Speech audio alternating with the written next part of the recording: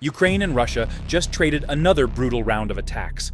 A Russian drone attack and missile barrage on Kyiv, a disputed strike that killed children at a resort, and a Ukrainian drone campaign still burning through Russian oil and logistics targets. This is the Ukraine-Russia war, right now, and Putin's government is facing pressure on multiple fronts at once.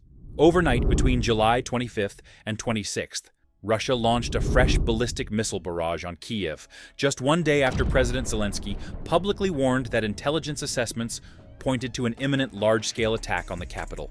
Across the past 24 hours, Russian strikes killed at least 7 civilians and wounded 58 more nationwide, according to regional authorities, including a hit on a hypermarket in the city of Kyrylivka. Emergency crews worked through the night clearing debris and searching for survivors across multiple impact sites.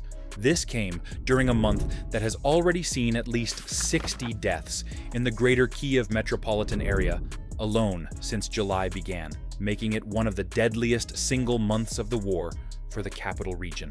And the most disturbing part of this stretch of violence is also the most contested. A drone strike hit a holiday camp in Kyrylivka, a resort town in Russian-occupied Zaporizhzhia near Melitopol, killing at least 12 people, including 5 children, and wounding 19 more.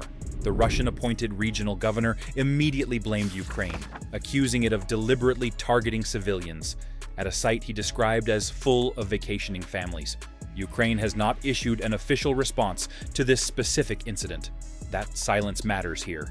Unlike most of the strikes we cover, where either side quickly claims or denies responsibility, this one remains genuinely unresolved, and it's worth treating it that way rather than assuming either side's version is automatically correct. In Ukraine's Sumy region, a Russian drone attack killed 3 drivers working for Nova Poshta, Ukraine's national courier and delivery service, and set the building on fire.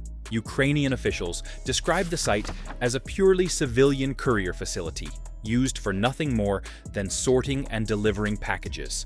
Russia's defense ministry offered a different account, claiming the location was actually being used as a drone storage and launch site. As with Kyrylivka, this is another case where the two sides simply don't agree on what was actually hit, a pattern that's become disturbingly common as both militaries increasingly strike near or inside built-up civilian areas.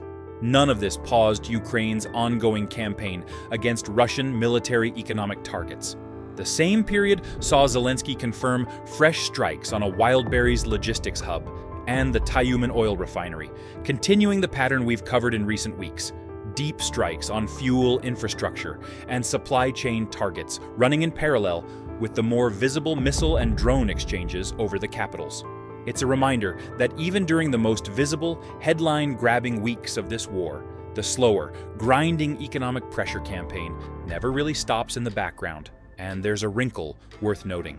This violence is unfolding at the same time as fresh diplomatic movement. The White House confirmed that President Trump and President Zelensky are set to meet in Washington this coming Tuesday, a meeting that could shape the shape of any future ceasefire discussions. Separately, Kazakhstan's president said a peace deal could be within reach if both sides agreed to freeze the current front lines and return to negotiations. Zelensky also revealed that Russia is reportedly preparing to bring in another 30,000 North Korean troops, a detail that suggests Moscow is planning to sustain, not wind down, its manpower for the fight ahead, even as diplomatic conversations continue elsewhere.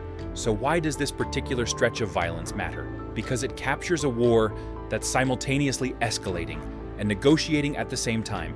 Missiles over Kyiv, a disputed strike with civilian deaths nobody has claimed, a courier company caught in the crossfire, and a scheduled meeting in Washington that could shape what happens next. This is the Ukraine-Russia war exactly as it stands today. Like this video and subscribe to the channel for more breakdowns like this one.